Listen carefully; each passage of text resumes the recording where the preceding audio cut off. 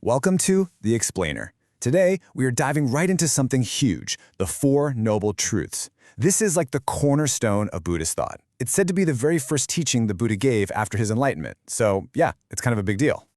So, what if life's problems actually did follow a simple medical formula? That's exactly how we're going to look at this. Let's frame it not as some ancient, dusty religious text, but as a doctor's clear-eyed diagnosis of, well, the human condition.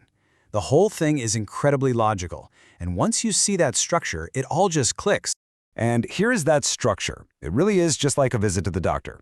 Step 1, what's the symptom? What's wrong? Step 2, okay, what's causing that? Step 3, the big one. Is there a cure? What's the prognosis here? And finally, step 4, if there is a cure, what's the prescription? How do we fix it? Okay, so let's start at the beginning. We need to identify the symptom and figure out its cause. We have to name that fundamental friction that comes with just being alive. And in this diagnosis, that universal symptom has a name, dukkha. So what exactly is dukkha? You know, the simple translation is just suffering, but that doesn't really do it justice. It's more of a deep, fundamental unsatisfactoriness, a kind of friction. The original Sanskrit root literally means standing unstable. And that is such a powerful image, right? It means that even the good stuff, the pleasant things, are still a form of dukkha. And why is that? Because they don't last. They're impermanent. Think of it like a hedonic treadmill. You get the thing you want, you feel good for a minute, and then it fades, and you're right back where you started, standing unstable.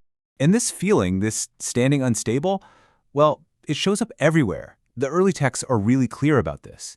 You've got the big, unavoidable stuff, birth, getting old, getting sick, and death. But it's also all the everyday things, sorrow and grief, having to be around people you don't like, being separated from the people you love, or just not getting what you want. It's basically the human condition in a nutshell. Okay, so if dukkha is the symptom, a good doctor has to find the cause. What's the diagnosis? Well, the second noble truth, samudaya, says it all comes down to one thing, tanha.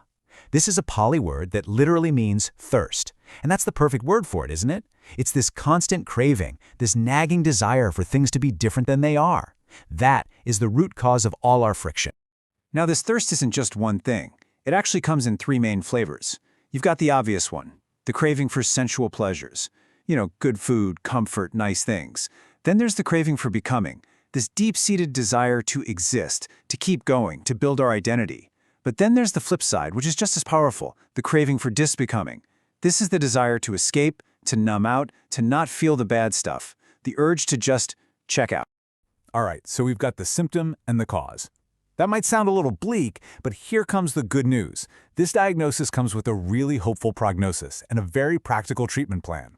The key here is that this friction, it is not a life sentence. There's a way out. And that hopeful prognosis is called Nirodha. It just means cessation or ending. This is the third noble truth, and it's a game changer. It says a cure is absolutely possible. By letting go of that relentless thirst, that tanha, the friction of dukkha can actually stop. We all know the word for this state of cessation, right? Nirvana, or nibbana in Pali. And it's not some abstract, otherworldly concept you have to wait for. I love this quote from the teacher, Ajahn Buddhadasa. He points out that villagers waiting for rice to cool would say they're waiting for it to become nibbana. It just means a cool state of mind, free from the fires of craving. It's a state of peace that's available to us right here, right now. So, the prognosis is good. A cure exists. But how do you get there? Well, that brings us to the prescription. It's called marga, which means the path. This is the practical, step-by-step treatment plan to get you that cool state of mind. Because, knowing the problem is one thing, but you need a plan to actually fix it. And that plan is the famous Noble Eightfold Path. And this path, wow, it covers pretty much everything. It's like a complete training program for how to live. You can usually break it down into three main categories. First, there's wisdom. That's right view and right intention. Then there's ethical conduct, how you act in the world. So right speech, right action, and right livelihood. And finally, mental discipline, training your mind through right effort, right mindfulness, and right concentration.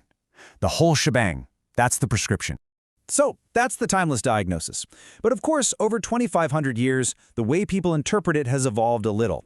Especially as this framework has traveled from east to west, people have started looking at it in slightly different ways.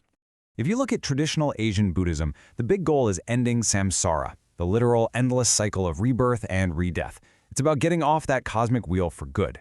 But in many modern Western interpretations, the focus is kind of shifted. It's often used as an incredible psychological tool to ease suffering and find well-being in this life.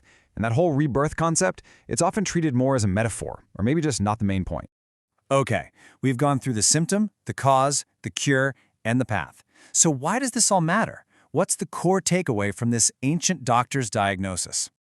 At its heart, this whole thing is a radically optimistic idea.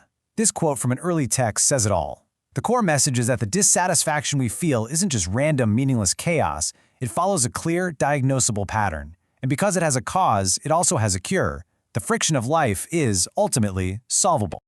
So that leaves us with a personal question. If this is the diagnosis, what part of the prescription might apply to your life? Whether you see this as a path to end rebirth or as a practical guide for this life, the framework invites us to look at our own experience. It asks us to reflect. What's the true cause of our own unsatisfactoriness?